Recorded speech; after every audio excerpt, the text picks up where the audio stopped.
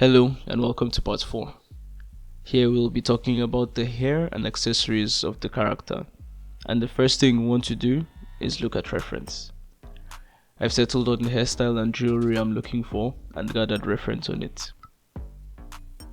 We'll start with the hair first. These are some cornrow braids. And here was where I ran into one of my first major problems. The Blender hair braid system, well, it's not the greatest. It allows you to create braids, but then offsets them weirdly when you move them. I also tried geometry nodes, but at the time of creating this character, I found no reliable way to turn curves into Blender hair particles. So I decided to try an add-on called Blender Hairnet. This is a free add-on that lets you create hairs from geometry among other uses, but it straight up doesn't work in Blender 3.3. Thankfully, Blender has all its builds on its website, so I downloaded Blender 2.9 because I don't want to buy any new add-ons, and created the hair and copied and pasted the hair right back into Blender 3.3. Here's the process for creating the hair. Using Nazar's braid creation tutorials, there's a link to that below, I was able to create a braided mesh in Blender 2.9. I turned it into a curve, shaped it, and parented it to another curve that I then used to control the positioning of the braid. I then copied and pasted it, placing them on the head based on my reference.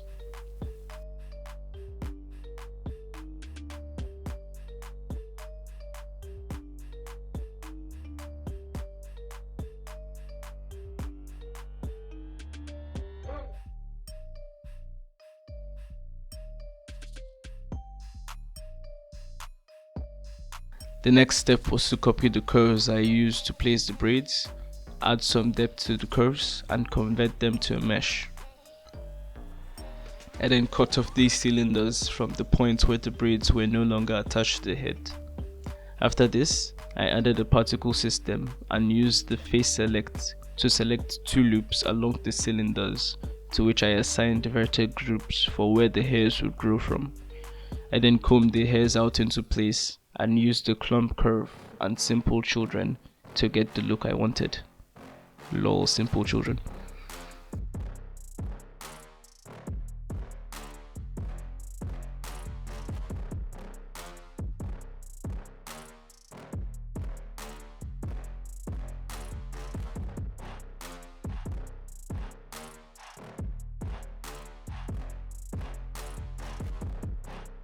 The next step was to select the scalp, copy it and shrink it a little so I had a mesh that the hair could grow out of.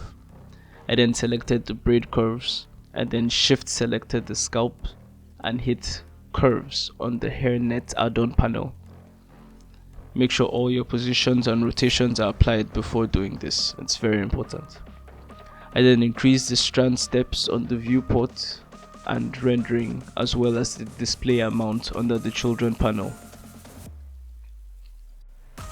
After this, I adjusted the radius, clump, and randomness values to get the looks I wanted for the braids. All that was left was to slap on the principal hair shader and then copy the scalp with the braids back into Blender 3.3. In Blender 3.3, I was able to create baby hairs to merge the braids with the rest of the face using the scalp mesh.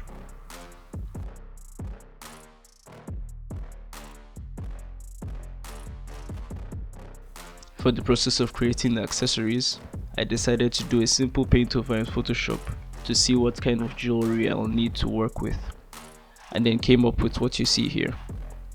Using curve modifiers and basic modeling, I was able to create the earrings and loops you see.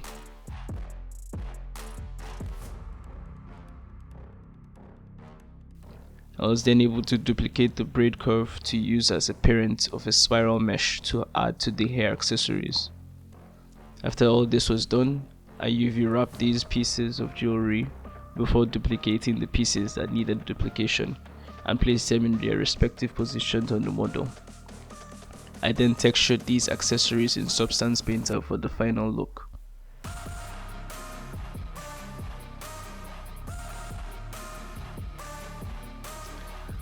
In the next part, we'll be talking about the tiger breakdown and the final rendering. Thank you for watching, and don't forget to like and subscribe.